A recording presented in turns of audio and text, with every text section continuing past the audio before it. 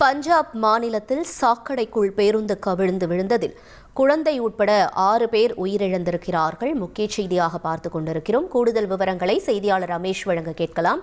ரமேஷ், வணக்கம். மொத்தமாக எவ்வளவு பேர் வரை இந்த பேருந்தில் பயணம் செய்தார்கள்? அவர்களுடைய நிலை என்னவாக இருக்கிறது? முழு விவரங்கள் என்ன ரமேஷ்? வணக்கம். பஞ்சாப் மாநிலத்தில் தனியார் பேருந்து ஒன்று ட்ரக் மீது மோதி விபத்துக்குள்ளாகி இருக்கிறது.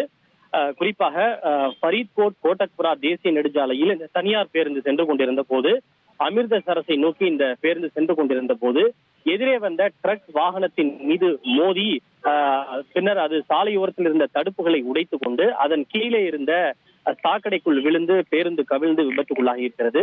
இந்த பேருந்து விபத்தில் உடனடியாக தகவல் அறிந்ததும் ஃபரீத்கோட் காவல்துறையினர் மற்றும் சாலை பாதுகாப்பு படையினர் விரைந்து சென்று இதில் விபத்தில் சிக்கியவர்களை மீட்கும் பணியில் அவர்கள் ஈடுபட்டனர். பேருந்து புல்டோசர் கொண்டு அந்த சாக்கடைக்குள் இருந்து அகற்றும் பணிகள் நடைபெற்றது.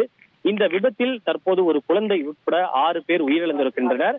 2 பேர் தீவிர காயமடைந்திருக்கின்றனர். சுமார் 26 பேர் லேசான காயங்களுடன் பேருந்தில் இருந்து மீட்கப்பட்டுள்ளனர். தொடர்ந்து மீட்பு பணி நடைபெற்று வருவதாக ஃபரீத்கோட் காவல்துறையினர் தற்போது தெரிவித்துள்ளனர்.